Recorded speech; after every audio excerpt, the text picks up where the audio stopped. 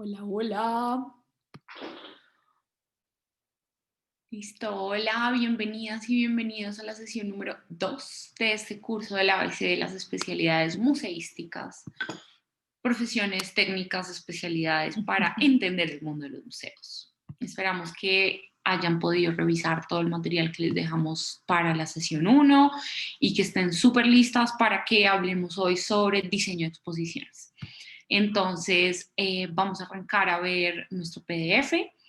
Que ustedes igual encuentran en el Classroom, todo el material se lo estamos dejando en el Classroom, entonces no se preocupen, todo lo pueden encontrar ahí. Hoy también les vamos a dejar material para que revisen para la siguiente clase, videos, lecturas, material con recomendaciones, etc. Entonces, si recuerdan la sesión 1, eso fue en lo que terminamos, ¿no? Estábamos viendo cómo se organizaban estas profesiones y estas especialidades de los museos. Me disculpo si digo mucho profesiones, sabemos que de pronto en otras culturas se entiende profesional como menos que especialista. En Colombia entendemos profesional como puede ser un magíster, un doctorado, lo que sea, es un profesional. Una persona que se ha formado no necesariamente en un programa de profesional o de licenciatura, sino una persona que se ha formado de diferentes formas, con diferentes cursos, a partir de diferentes, eso, ¿no? Como programas académicos para llegar a ser un especialista. O un profesional, como decimos acá. Entonces, para que lo entiendan, sí repito mucho la palabra profesional. Y eso es algo que también nos pueden preguntar si tienen alguna duda sobre cómo llegar a algunas de estas, pues también vamos a hablar de eso en esta segunda y en la tercera sesión, pero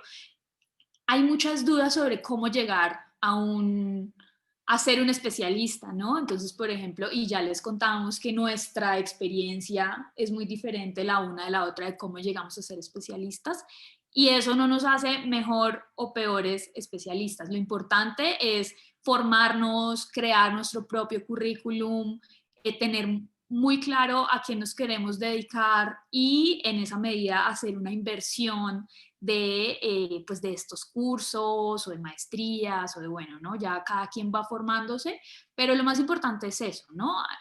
Por ejemplo, y bueno, ya tú vas a hablar más de eso, hay diferentes formas de llegar a ser museógrafo, ¿no?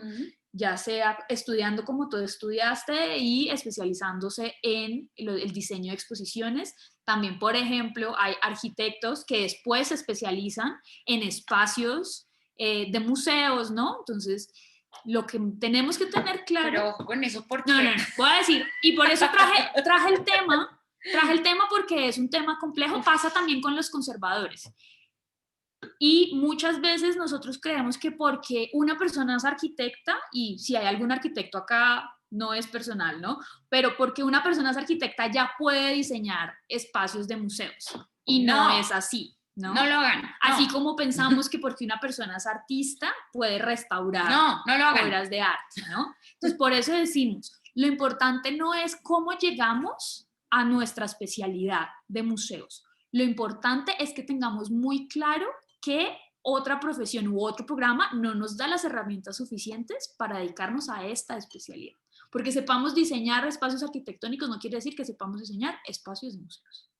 Por favor, no lo hagan. Por favor. Entonces, sin ánimo de discriminar o de decir que está bien o mal, lo importante es que nos formemos y que sí está invertamos. Bueno, Mari. Bueno, entonces otro consejo que yo les doy mucho, hoy vamos a hablar de diseño de exposiciones, entonces dividimos este curso en 3 bloques. El primero es ya la clase que vimos, que era como el concepto general de qué es museo, etcétera, etcétera. Este segundo va a estar dedicado también a hablar de diseño de exposiciones y vamos a entrar un poquito también a empezar a hablar de cómo se comunican esas exposiciones y cómo se comunican los museos para llegar a la tercera sesión donde vamos a empezar hablando un poco de educación y después ya la parte de conservación, prevención, restauración, etcétera, y manejo de colecciones en general, entonces archivo, préstamo, digamos, como darles todo el panorama. Algo que quiero remarcar siempre que es muy importante es que, digamos que complementar estos estudios con ciertas técnicas o teorías que van de la mano, teorías amigas, las llamo yo, de estos estudios, es súper importante. Entonces yo les voy a hacer siempre recomendaciones de cosas que pueden estudiar, que no voy a profundizar en eso, que ya si es de su interés, pues pueden buscar como por ejemplo teorías de género o teorías de estudio del color o por ejemplo teorías de las comunicaciones, marketing, digamos que son muchos complementos que les pueden ayudar un montón. Y hay algo que creo que es supremamente importante que todas las personas que trabajamos en cultura, no importa haciendo qué, aprendamos a profundidad, es a escribir proyectos, ¿no? Creo que creo que es muy importante. Claro, yo creo que y el enfoque de escribir proyectos va más encaminado no al proyecto como tal, sino al ejercicio de estructurar y poder comunicar esa idea que queremos construir, ¿no? Ya sin importar del objetivo final del proyecto cultural, yo siento que en este sector hay muchos problemas con ese ejercicio de sacar nuestras ideas, ordenarlas y hacer y plasmarlas de tal manera que otra persona las entienda y entienda qué es lo que queremos hacer. Entonces, es una habilidad supremamente importante que hay que desarrollar, que hay que trabajar y que aunque no creamos, no es tan común tenerla. Cero, hay que entrenarse. Hay que entrenarse, tampoco es algo sencillo, también pues tiene mucho que ver que está un poco como los temas que están de moda, las teorías, los escritores que van saliendo con nuevas teorías filosóficas sobre estos temas. Hay que estar estudiando siempre, hay que estar aprendiendo, hay que estar actualizándose, pero sí es muy importante desarrollar esa habilidad de la Escribir comunicación y de escribir. proyectos, sí. Claro, porque, digamos, queremos hacer diseño de exposiciones, pero no sabemos cómo plantearle al equipo del museo cómo es ese diseño que queremos hacer. Ya, no sirvió para nada tener la idea más fabulosa del mundo si no sabemos cómo plasmarla. Desafortunadamente estamos en un mundo donde ya no es como antes que yo tengo una idea maravillosa y la ejecuto y me dan plata solo porque yo soy genial. No, ahora somos geniales, pero debemos demostrar y ser capaces de demostrar que somos geniales y que las demás personas entiendan nuestras ideas. Sabemos que muchos museos o muchos independientes, yo por ejemplo soy independiente, Ana trabaja con un museo, como les había dicho, el Banco de la República, yo trabajo como independiente con distintas instituciones diseñando exposiciones o estrategias educativas, estrategias de comunicaciones, y es súper importante que yo le pueda plantear a mis clientes el proyecto escrito para que la gente se pueda imaginar cómo va a ser ese desarrollo de proyecto. Entonces vamos a empezar ya a ver estas como profesiones y especialidades del diseño de exposiciones, pero quisiera en serio que siempre tuviéramos súper en cuenta esta importancia del planteamiento del proyecto. Ana les mencionó rápidamente en la sesión número 1 cómo nacen los museos, ¿no? Yo ahora quiero hablarles un poquito de cómo nace el concepto del diseño de exposiciones, porque el diseño de exposiciones no nace apenas nacen los museos, o sea, digamos que puede ser visto como que se empezó a hacer de manera orgánica un poco antes del nacimiento de los museos, pero posterior ya a la institucionalización de los museos fue que se empezaron a plantear estos cargos de personas que hacían los diseños de las exposiciones. Claro, esto también un poco en función de, pues precisamente de ese uso que se le daban a esas colecciones, ¿no? Antes era la decoración y la demostración de poder, de riqueza de la persona que tenía la colección en su casa, en su palacio, en el edificio donde la tuviera. Pero cuando ya entramos a cambiar ese uso de las obras de arte o de las colecciones en general, a querer contar una historia más allá de ese poder de una sola persona, y queremos, ya vamos enfocándonos poco a poco mucho más en la persona que recibe esa información y no en la que demuestra algo, pues por supuesto que tiene que haber una evolución y digamos que una organización mucho más clara en ese diseño de exposiciones en función de esa historia que se quiere contar. Yo me quiero devolver un poquito más a antes de la monarquía. Entonces, antes de la monarquía estaban los imperios. Y a mí me gusta, para que las personas entiendan muy fácilmente esto, hablar de la expansión del Imperio Romano. Como un ejemplo, no estoy diciendo que sea el único, porque existen muchas civilizaciones, existieron muchas cosas antes, pero vamos a tomar el ejemplo de la expansión del Imperio Romano. La expansión del Imperio Romano se hizo, obviamente, como todas las tomas de territorios, pues a partir de movimientos sanguinarios, pero la diferencia que tuvo el Imperio Romano, y digamos que algo que caracterizó muchísimo al Imperio Romano, es que donde ellos llegaban, construían sus templos y todo, digamos que la grandeza la demostraban a partir de, perdón, la mano acá, la grandeza la demostraban a partir de esa construcción de esos templos que estaban adornados con algo que antes todavía no se concebía como arte, sino eran como adornos ornamentarios. Sí. Que ya ahora lo concebimos como arte y es a partir del Renacimiento que empezamos a pensar en el concepto del arte, pero para no enredarnos por ahí, pensémoslo ya de por sí con ese concepto de arte que entendemos hoy en día y no como ornamento únicamente, pero entonces esa demostración de poder. Y algo que vemos con el paso del Imperio Romano y con el cambio de los emperadores es que cada emperador tenía como sus preferencias estéticas.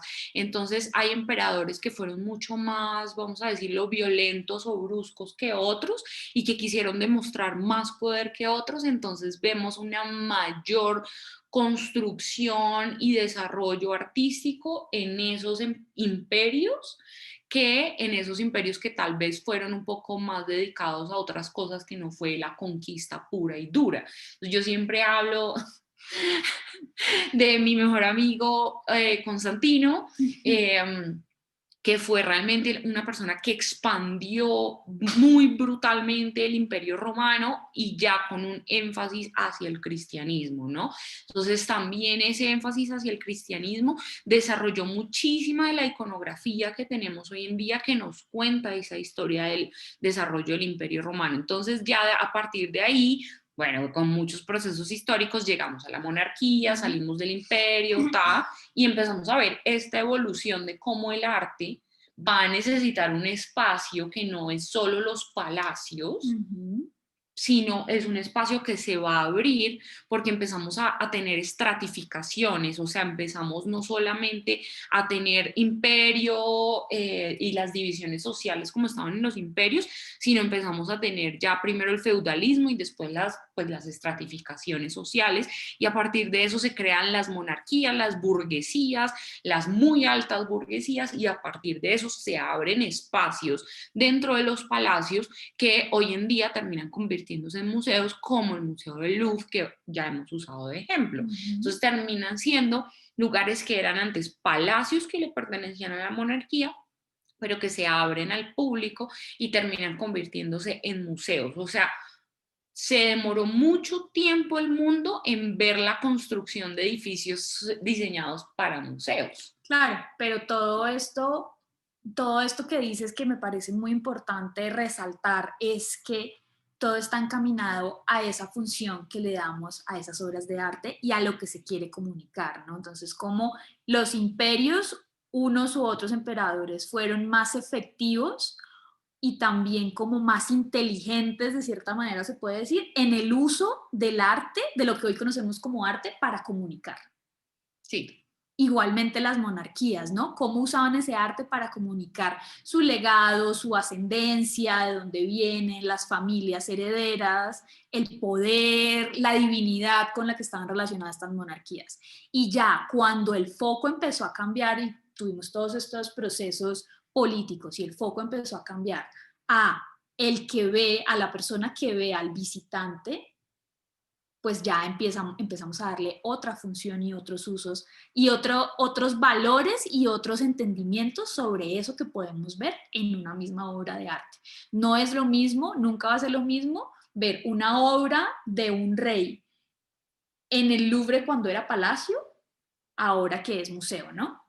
Aunque sea el mismo espacio y la misma obra, solo el cambio de tiempo nos va a dar muchísimos significados muy diferentes, ¿no? Claro, es tan simple como pensar en la diferencia que sería ver uno de estos cuadros que tienen acá atrás, en esta casa en donde nosotras estamos acá grabando, que entonces tiene todo el contexto de la casa con verlo en un museo. Claro. Porque hay una disposición también de ser espectador, de ¿sí? Lo decorativo versus lo educativo. Entonces, digamos que eso vamos a hablarlo también un poco y es cómo el arte moderno cambia e influye un montón en este concepto del museo. Y rompe con todas esas teorías y como con todas esas clasificaciones que en un principio se nos imponen sobre lo que debe ser una exposición. Y a mí me encantan esas imágenes, por ejemplo, de los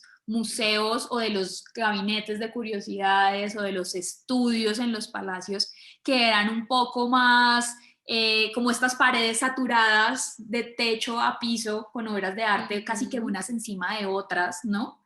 Y después vamos a ver cómo en el siglo XX se va rompiendo un poco con eso y vamos a encontrar un cuadro al lado del otro. Y cómo ahora, hoy en día, otra vez se está rompiendo ya con esa disposición más lineal que se desarrolló durante el siglo XX, ¿no? Entonces todo es una evolución, todo es un cuestionamiento de eso anterior que se estaba viendo, ¿no? No es algo a lo que se haya llegado porque sí. Sí, ahora tú mencionas algo que creo que es muy importante para el diseño de exposiciones y es entender qué es un gabinete de curiosidades. Para eso a mí me gustaría que escucháramos rápidamente algo para mostrarles eso, qué es un gabinete de curiosidades. Ya. ¿Qué? No, vamos a pausar un momento.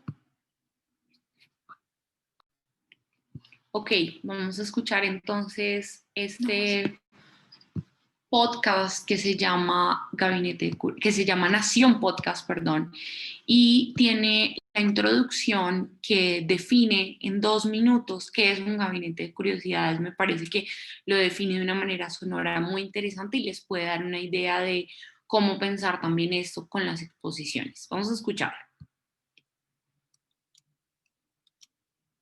Vamos a escucharlo. Ahí está cargando.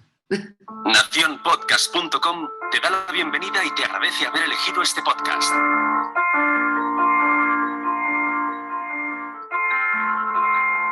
En 1638, un alemán de visita en Londres encontró algo fascinante. En el barrio de Lambeth, dentro de una casa de lo más corriente, se escondía el Gabinete de Curiosidades de John Tradescan, un lugar en el que podías ver maravillas de todo el mundo sin salir de una habitación. Joyas extravagantes, restos de animales exóticos, monedas de lejanos imperios, mantos, coronas. Era un viaje a 1000 culturas, un lugar en el que, como diría el premio Nobel Orhan Pamuk, el tiempo se transformaba en espacio.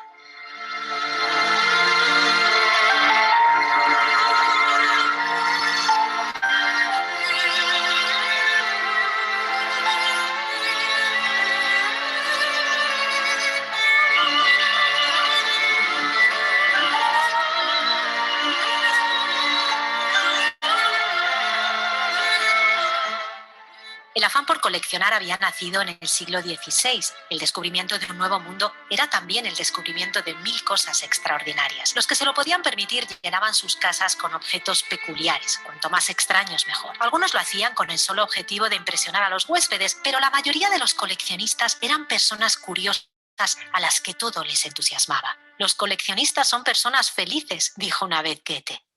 John Tradescan, además, era una persona generosa. A su muerte dispuso que su gabinete se volviera público. Su hogar se convirtió así en el Museo Ashmolean de Oxford y dio la oportunidad a todos de viajar por el mundo sin salir de la ciudad.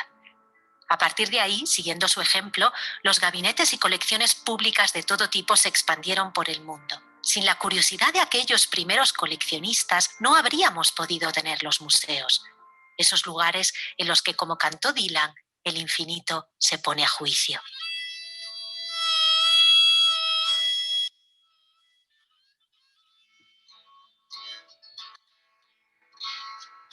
Ain't it just like the night to play tricks when you're trying to be so quiet? Bueno, vamos a dejarlo hasta acá. Entonces quería que escucharan esto para que se hicieran una idea con esta frase que me fascina, que usa este pequeño podcast, que es cómo el tiempo se convierte en espacio.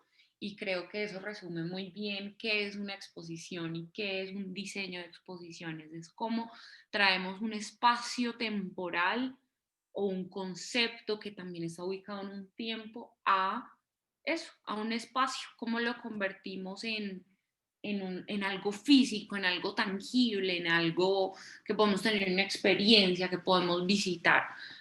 Claro está que hoy en día hablamos de exposiciones digitales, etcétera, etcétera. Eso ya es otro cuento aparte. Vamos a dejarles también el link de Google Arts and Culture, que creo que es muy importante que conozcan para quien aún no lo conoce, que tiene un montón de exposiciones digitales, digamos que... que se está como, que es prácticamente un laboratorio, ¿no? De esto que estamos conociendo como los espacios digitales de exhibición. Sí, total. Creo que también el COVID le dio una vuelta al concepto de exhibiciones y como tú mencionabas, museos como el COVID Art Museum.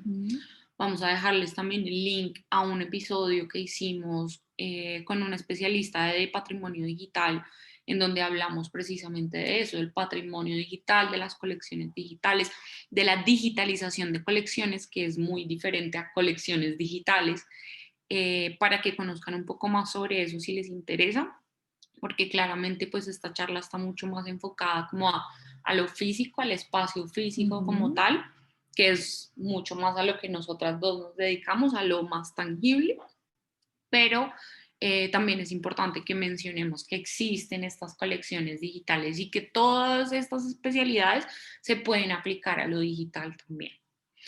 Entonces hablemos un poquito de la museología. Siempre existe la confusión entre museología y museografía, ¿no?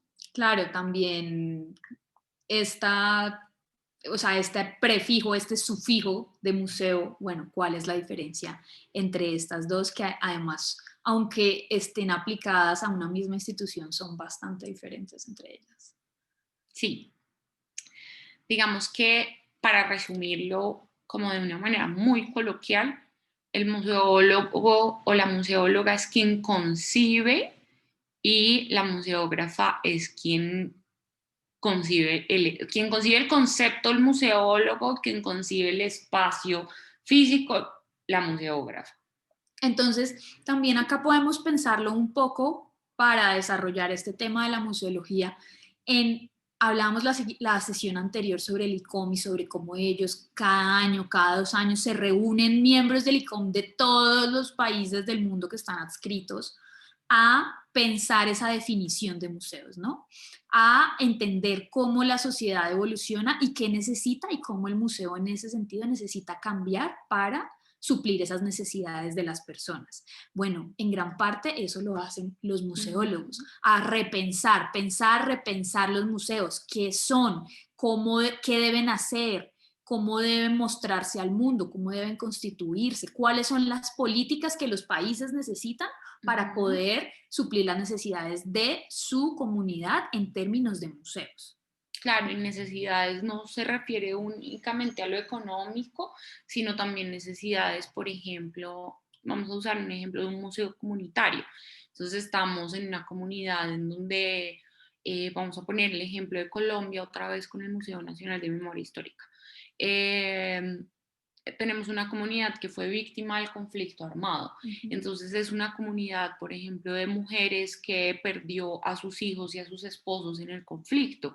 Entonces ahí hay una necesidad que el museo comunitario puede suplir. Entonces, como el museo comunitario también va a pensar entonces desde el concepto de la museología, cómo se va a pensar el museo en pro de esa comunidad y de esas necesidades que tiene esa comunidad. Entonces, por ejemplo, yo como museóloga podría empezar a pensar, ok, vamos a ejecutar planes de acción en donde estas mujeres hagan parte de la construcción de contenidos. O cómo vamos a hacer para que vengan artistas a interpretar esas vivencias de esas mujeres para generar contenidos a partir de esas interpretaciones. O cómo tomar, digamos, si hay un proceso de resocialización y de terapia a partir del arte, que eso ha ocurrido mucho en el conflicto armado acá en Colombia, cómo desde el museo yo puedo exhibir estos contenidos y estos productos de esas terapias, si la comunidad así lo desea, sin caer en la revictimización. Claro. Eso es un tema muy sensible, pero al mismo tiempo supremamente importante, ¿no? Entonces, todo esto en gran parte se hace desde la museología. ¿Cómo saco un poco el museo de la teoría y de los libros y empiezo ya a llevarlo un poco más a la ejecución y cuáles son esos principios bajo los cuales mi museo va a funcionar y esos principios que yo debo comunicarle a todas las demás áreas que deben ser como la guía y la base de lo que se va a hacer en ese museo en particular.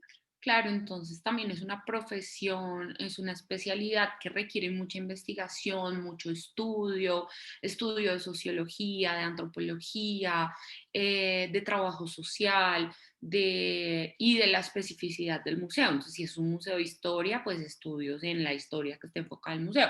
Si es un museo de arte colonial, pues es un museo especializado en la historia del arte colonial.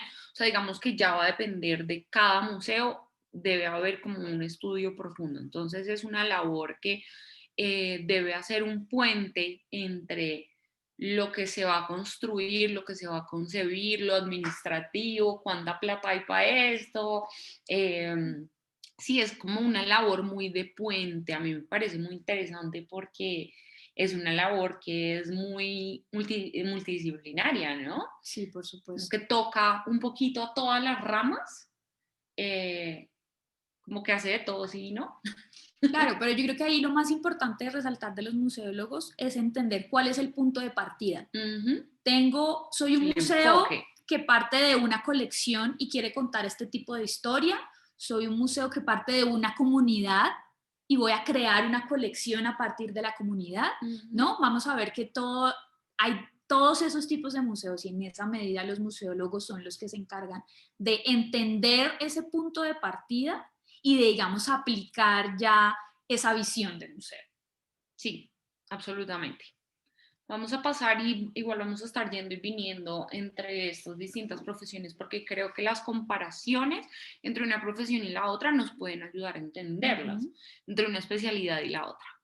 De todas maneras, hicimos un episodio que también vamos a compartirles que se llama Curaduría, Museografía y Museología. Sí, son diferentes. Y aquí les contamos por qué. Ajá, exacto. Entonces es un episodio de 30, 40 minutos en donde les hacemos como este resumen de las similitudes y diferencias entre estas profesiones y especialidades si ustedes quieren profundizar un poco más. Hablemos ahora de la curaduría, que es yo siento que la figura de la curaduría es como súper mítica, ¿no? Es como se piensa, a mí me dicen curador y yo pienso como un poco como en esta persona súper altiva, súper guau. Que se le rinde un poco de pleitesía, sí, como distante. Si eres un artista o a un curador de un museo famoso le gusta tu arte, entonces ya entraste en el hall de la fama de los artistas museables, ¿no? Yo tengo dos visiones un poco de los curadores, o por lo menos entré al sector de los museos con dos visiones sobre los curadores que poco a poco he ido, por supuesto, cambiando. Y una es la eterna confusión entre el curador y el conservador, digamos, por esta idea de curar. Entonces, muchas veces a mí me dicen, no, tú eres curadora de arte. Y es como, porque curas, porque sanas. Cura, exactamente. Y es normal, puede pasar, pero no, los curadores, la curaduría está enfocada a esa clasificación, a esa selección, a eso, curar como qué historia voy a contar y qué objetos físicos o digitales voy a usar para contarle esa historia a mi visitante. Y por otro lado, y como esa otra noción y preconcepto con el que yo llegué a los museos sobre los curadores, es que son eso, ¿no? Como los rockstars. ¿Sí? Entonces, si un curador te seleccionó, eres el elegido. Emilio Viola. Entonces, pues bueno, también vamos a ver que, como hablábamos en la sesión anterior, nosotros queremos pensar el museo no desde una visión jerárquica, sino como un organigrama horizontal, donde todas las áreas son importantes y donde todas las áreas aportan cosas diferentes, pero no por eso vamos a negar que en algunos y muchos museos del mundo los curadores sí ejercen un rol mucho más dominante, tal vez podría decirse, que las demás áreas. Sí, lo cual me parece terrible. Ya vamos a ver un poco más porque les hicimos una gráfica para que veamos esto. Digamos que a veces también puede existir la confusión, y esta confusión más que externa es interna, entre el tipo de investigación que hace la museología y la curaduría, porque la curaduría también es una labor muy investigativa, es decir, como les ponemos acá, dedican su tiempo a estudiar las colecciones. Entonces, vamos a imaginarnos que yo trabajo en el Museo del Louvre. Sí, yo pongo este ejemplo porque es como el museo más conocido, con las piezas súper conocidas. Entonces, yo como curadora decido que quiero hacer una exposición. Entonces, ok, ¿qué voy a investigar? Entonces, primero, pues hay un tema. El tema que me van a dar es como, no, queremos que trabajes con la colección de retratos. Entonces el museólogo, la museóloga me dice, no, mira, tú como curadora, entonces yo estuve haciendo esta investigación, tenemos que sacar unos retratos del siglo XV, de tal año a tal año, que están en la bodega tal, tal, tal, tal, tal. Entonces yo como curadora digo, ok, entonces ahora voy a desarrollar un concepto para hacer esa investigación. ¿Cuál es ese concepto curatorial? Entonces yo solamente quiero o deseo o decido trabajar una investigación en donde yo trabaje retratos, ya me dieron los retratos siglo XV, la colección X, porque puede ser la colección que donó Pepo Pérez, entonces la colección de Pepo Pérez de retratos del siglo XV. O la colección de retratos de un solo personaje. Exacto. O de un tipo de personaje, ¿no? Aquí claro, la verdad es que las posibilidades son infinitas. Claro, pero entonces tenemos estos tres factores para terminar ese ejemplo, y entonces yo decido únicamente trabajar formatos pequeños y retratos de mujeres. Entonces ahí ya hay un concepto de investigación. Hay unos criterios muy claros. Claro, porque entonces podría empezar a investigar qué artistas en el siglo XV, de tal año a tal año, hicieron en retrato de formato pequeño de mujeres. Mujeres. O puedo escoger un solo artista. Entonces, por ejemplo, vámonos a otro museo, quiero hacer una exposición de Dalí. Yo siempre doy ejemplos clichés porque me parece que es lo más fácil de entender. Quiero hacer una exposición de Dalí. Entonces, tengo como Dalí hizo muchas cosas, hizo esculturas, hizo joyería, hizo pintura, y digamos que sus temáticas generales fueron animales, sueños, Gala, su esposa. Vamos a dejar esos tres. Entonces yo decido hacer una exposición en donde voy a hablar de los animales hechos por Dalí en sus distintas técnicas. Entonces mostrar todos los animales hechos en joyería, hechos en escultura, hechos en pintura. Pero también podría escoger hacer los animales solo en joyería o hacer joyería en todos los temas. Y dentro de eso mismo puedo escoger, estoy inventando, cómo Dalí representó los felinos y cómo la representación de los felinos es muy diferente a cómo son en realidad, mientras que en otro tipo de animal es mucho más cercana, ¿no? Como el manejo que este artista en especial en ese tipo de obra le dio. Entonces, por eso decimos que la verdad las posibilidades para un curador son infinitas, pero para mí se resume un poco en que un curador es un contador de historias. Entonces, es el cómo selecciona qué historia contar y de qué manera contarla.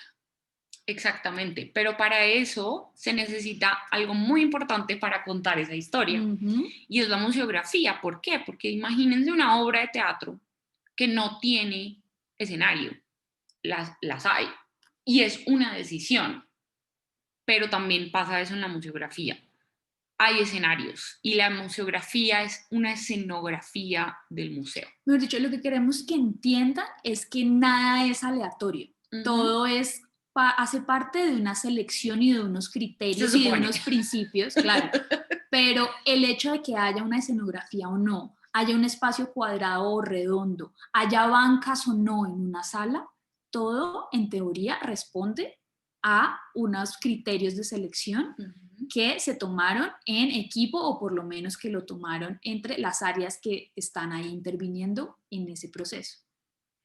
Sí, ahora pensemos otra vez en esos ejemplos que hablamos. Volvemos a Dalí, los animales representados en la joyería. Entonces, ¿cómo puedo hacer para crear una escenografía adecuada para que las personas vean esa joyería y entiendan que la curaduría que se hizo fue sobre los animales representados en la joyería? ¿Cómo hago para que el espacio también cuente una historia? O a qué quiero hacer como inferencia y que quiero resaltar. Quiero resaltar las piezas de joyería de animales como en su hábitat, como si fuera una jungla, o quiero mostrar la parte de factura de esa joyería, entonces como si fuera un taller de joyería. Gente usándola. En su uso, entonces también es eso, ¿no? De qué es lo que quiero resaltar y qué es lo que quiero que las personas se lleven y que les marque más de toda esta información que se les está dando. Sí, hablando de este ejemplo de Dalí, una de las cosas que más me marcó de su museo, Dalí tiene un museo en Figueras, en Cataluña, y hay una sección dedicada a la joyería, y esto creo que puede ser un gran ejemplo para entender eso que estabas diciendo. Y una de las piezas que más me marcó a mí es un corazón hecho en diamantes que palpita, y ese corazón está puesto en una cajita de cristal, y detrás de esa cajita de cristal está dibujado un cuerpo, y el corazón está puesto pues donde estaría el corazón en un cuerpo humano. Entonces es súper bonito como esa puesta en escena, ese mise en place de eso, de la escenografía. O sea, a mí me gusta imaginármelo como un diseño de teatro. Sí, por supuesto. Y ahí es donde entramos y creo que los museógrafos son los expertos o los especialistas en eso y es en no son los únicos, pero es en convertir esa historia que los curadores quieren contar, en volverlo una experiencia con los 5 sentidos.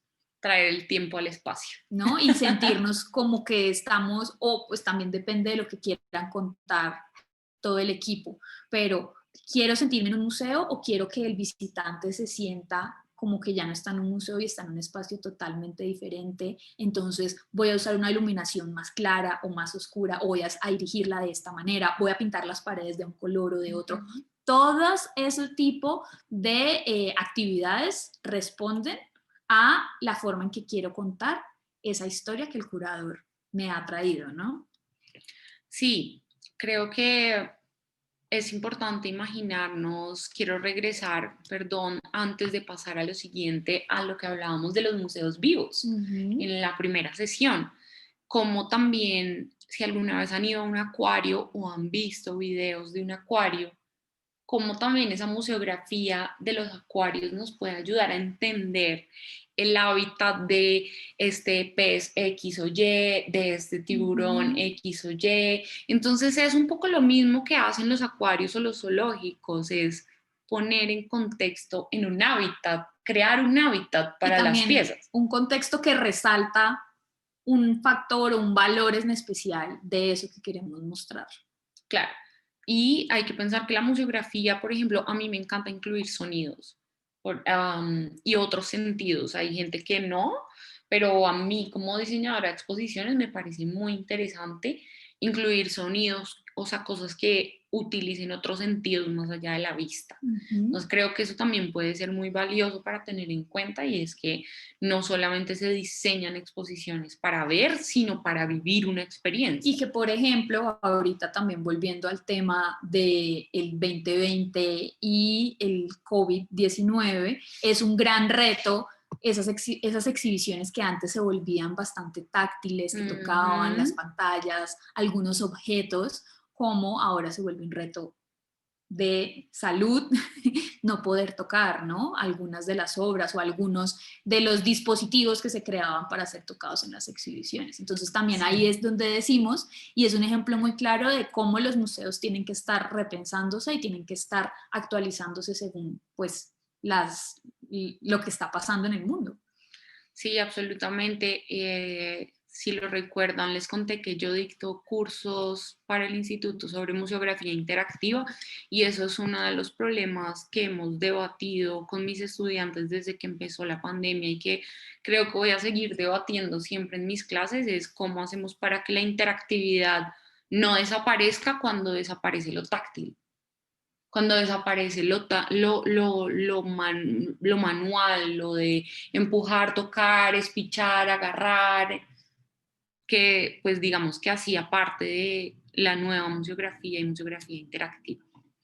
Ahora sí vamos con esta organización de la cual les hablaba, y quería mostrarles, nosotras les hemos hablado un poco como de estos organigramas, estas estructuras jerárquicas, ¿no? Entonces en estas estructuras jerárquicas yo les puse como este diseño que es como lo tradicional del diseño de las exposiciones, que yo no utilizo y que no me gusta utilizar, pero que en muchos museos sí se utiliza. Entonces vemos primero el diseño de las exposiciones con todo esto que ya vimos: museografía, museología y curaduría. Entonces vamos a resumir esas tres en diseño de exposiciones. Lo tenemos como un gran primer bloque. Un segundo bloque es educación, a quien les entregamos estos diseños y ustedes mismos interpreten y hagan sus diseños educativos. Y después vienen las demás personas. Entonces mire a ver conservación qué hace con el guión, mire a ver comunicación qué hace con el guión, mire a ver seguridad qué hace con el guión, mire a ver montajista qué hace con el guión. O sea, digamos que es muy como, acá está, y pues mira a ver cómo solucionas lo que yo necesito, ¿no? En esta jerarquía.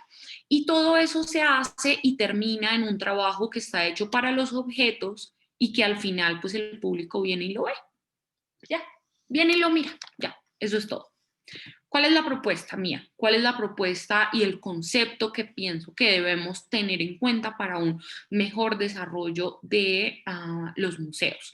Es un desarrollo circular, es un desarrollo, digámoslo, pensémoslo en forma como de una máquina, ¿no? Como si fuera un engranaje, en donde el centro de ese engranaje es el público y son los objetos que vamos a exponer. Sean objetos digitales, físicos, lo que quieran, no importa, ¿no? Sea eso que estamos exponiendo, pero que todo lo que gire alrededor sea del objeto, del cuidado del objeto, lo mejor que podamos darle a ese objeto, y sobre todo para los públicos.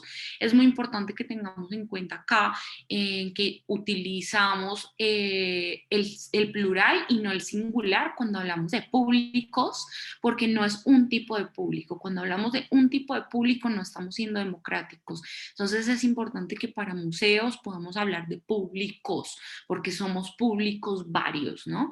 Entonces, ¿cómo hacer para circular, tener mesas de debate en donde el diseño se genere desde la educación, desde la conservación, desde el diseño de exposiciones, desde la investigación, y que todas las personas que trabajan, todas esas profesiones y especialidades que vimos en la lista, trabajen juntas en un por, para y con públicos y objetos a mostrarse? Uh-huh. Bueno, pero vamos a ver un poquito, y me encanta eso que dices de tener claro el camino, ¿no? Uh-huh. Yo creo que eso también es de lo más difícil, como pues en muchos otros ámbitos, no solo en los museos, es muy difícil a veces como tener un norte claro, y en esa medida la jefatura y los museólogos son muy importantes en saber liderar esa tarea de, bueno, este es nuestro norte, a estos públicos queremos llegar de esta manera y todos estamos encaminados a eso, porque es que el problema es que cuando uno de estas áreas falla, cuando hay algún problema, por ejemplo, vamos a entrar acá, hay un vínculo muy cercano entre la museografía y el diseño de exposiciones y la conservación, ¿no? Y muchas veces hay choques, y eso lo vamos a ver también en la siguiente sesión cuando hablemos un poco más de la conservación, y es que los curadores, por ejemplo, se imaginan una pieza exhibida en una vitrina con ciertas características que el museógrafo o el diseñador de exposiciones dice no puedo, o de pronto el espacio no se presta, o no se resaltan los valores o la información que quiero resaltar de tal objeto. También puede pasar con el conservador, que el conservador llega y dice, esta es una pieza muy delicada que yo no puedo exhibir de esta manera porque va a sufrir o va a correr un riesgo que no estoy dispuesto a dar o a tomar por exhibirla de esta manera, ¿no? Entonces, por eso es muy importante que se tenga muy en claro desde el principio cuál es el camino de los discursos que quiere contar el museo, cuáles son las colecciones, cuáles son las problemáticas de esas colecciones, porque es que no podemos, digamos, que darle prioridad al diseño a costas de la conservación de los objetos, no podemos darle prioridad al espacio a costas del discurso que el curador quiere contar. Digamos que todo tiene que ir de una manera, tratar de que vaya de una manera muy homogénea. Por supuesto, esto en la realidad, ejecutarlo no es tan sencillo como suena, pero en últimas, todo esto, y por supuesto también el lado de educación, ¿no? El lado de educación que a mí me gusta verlo como eso, y vamos a hablar también más adelante, y es como en esa traducción. No con ánimos de decir que los públicos necesiten que se les traduzca, ni de insultar como sus capacidades, pero sí, la educación es muy importante. Primero porque es una de las misiones más importantes del museo, educar a partir de las colecciones, y es lo que nos diferencia a un museo de una institución educativa como una universidad o un colegio o un instituto en general, pero también porque volvemos al foco sobre los públicos y no sobre las colecciones, ¿no? Y eso es lo más importante, poder entender a los museos como estos espacios alternos de educación, de aprendizaje y de recreo. Sí, creo que en educación una de las palabras más importantes es comunicación, y la comunicación, muchas veces pensamos que comunicación es únicamente como lo que está como pegado a la publicidad, y en realidad la comunicación en los museos es todo, porque también en la exposición estamos comunicando, en la educación estamos comunicando, en los espacios educativos alternos como conferencias, etcétera, estamos comunicando, ¿no? Entonces, acá la pregunta que quisiéramos dejarles es: ¿enviar un mensaje es comunicar? O sea, que reflexionemos un poco a cómo la educación debe ser circular, debe ser participativa, debe integrar a esos públicos, que pensemos un poco en eso y cuestionemos un poco esos museos o esas exposiciones que lo que hacen es dar información, lo que decías tú de ir a la lectura y ver y ver y ver y ya. Entonces, cómo esa comunicación puede ser circular. Otra invitación que queremos hacerles también es de construir esa comunicación, ¿no? Yo les hablaba de estos consejos que les daríamos de otras cosas a estudiar, y acá les estamos dando dos cosas importantes para estudiar, que es la semiótica y la teoría del color. Entonces, cómo usar la semiótica, o sea, todo el estudio de los símbolos, y las teorías del color para el diseño de las exposiciones, y cómo esto también va a comunicar un mensaje. ¿Cómo hacemos para deconstruir, decolonizar, desgenerar, quitarle el género, ¿no? Como a todas estas comunicaciones que hacemos desde el diseño de las exposiciones como tal. Y por último, para cerrar esta sesión y darle paso a lo que viene ahora, que va a ser educación, conservación, restauración, etcétera, queremos dejarles esta reflexión sobre las redes sociales y cuál es ese contenido diferenciado que sale desde los espacios de comunicación externa, porque ya vimos, hablamos comunicación interna como diseño de exposiciones, comunicación externa, cuál es ese contenido que yo voy a generar para Twitter, para Facebook, para Instagram, para mi página de internet, para, no sé, si tengo el presupuesto para hacer publicidad en canales de comunicaciones como televisión o yo qué sé, YouTube, lo que sea. Y ¿Qué contenido? también ver un poco las diferentes experiencias, especialmente, y vuelvo al tema de la pandemia, pero es que fue un ejercicio muy interesante ver cómo habían museos que digamos que dependían mucho de su espacio físico y todos nos vimos en un escenario donde ya no pudimos depender más de nuestros espacios físicos y nos vimos obligados a entrar a la virtualidad, ¿no? Entonces, como había museos que ya desde los 90s venían pensándose desde la virtualidad, venían generando y construyendo espacios virtuales para su comunidad, porque también, y esto es algo muy importante y que ha cambiado mucho con los años, y es que antes pensábamos un poco en visitantes, poco a poco fuimos pensando en públicos, pero ya estos públicos se van conformando en la comunidad. Entonces un museo trata de crear comunidad y puede usar este tipo de espacios de comunicación externa para seguir creando y construyendo ese vínculo de comunidad con las personas que lo visitan tanto digitalmente como físicamente si tienen los espacios, ¿no? Entonces vamos a ver que hay museos que los cogieron por sorpresa y tuvieron que desarrollar de la nada, y durante pandemia estos espacios tuvieron que definir una política de comunicación digital, como habían otros que ya venían trabajando en ello y pudieron crecer, ¿no? Y también aquí volvemos la recomendación de Google Arts and Culture, por favor descarguen esa aplicación en su celular si pueden, es bastante interesante y también nos ayuda a entender mucho mejor como estas diferentes estrategias de comunicaciones que vamos a ver en los museos, y ya no solo van a ser como estos textos que tenemos en los que leemos en las paredes de los museos, sino que las comunicaciones se van a ampliar y también van a existir muchísimas formas desde, listo, las fichas, los textos que van en las fichas o los folletos que nos entregan al salir de una exhibición, pero también los stories de Instagram, ¿no? Como todas estas son herramientas que me permiten contar esa historia de la que hemos hablado durante toda esta sesión que el museo quiere contar. También herramientas claramente como podcast, como el que nosotras hacemos, que son difusión para los museos. Una de las cosas que queremos hacer más y más con ART es ser un espacio de difusión para los museos, así que si ustedes trabajan en un museo o saben de alguien que trabaja en un museo que le gustaría tener una visibilización o una conexión con sus públicos a través de ART, por favor háganoslo saber, porque nos encantaría tener esa conexión y poder generar ese espacio de comunicación desde ART con sus museos y con sus espacios de trabajo cultural, o si de pronto tienen un museo en su ciudad o en sus barrios que les guste, que les gustaría de pronto escuchar más en ART sobre ese museo, escríbanos, cuéntenos, en serio vayan, insisto, lo mismo que la vez pasada, déjenos sus comentarios, sus preguntas, qué pensaron de esta clase, todo lo demás. Vamos a dejarles también de tarea para la otra clase, tarea súper importante, que escuchen un episodio que les vamos a dejar sobre restauración que hicimos para que entren ahora, que vengan calienticos, que hagan un precalentamiento para lo que nos va a contar Ana sobre restauración y conservación en la sesión 3. Muchas gracias y nos vemos en la próxima sesión. Chao, chao. Chao.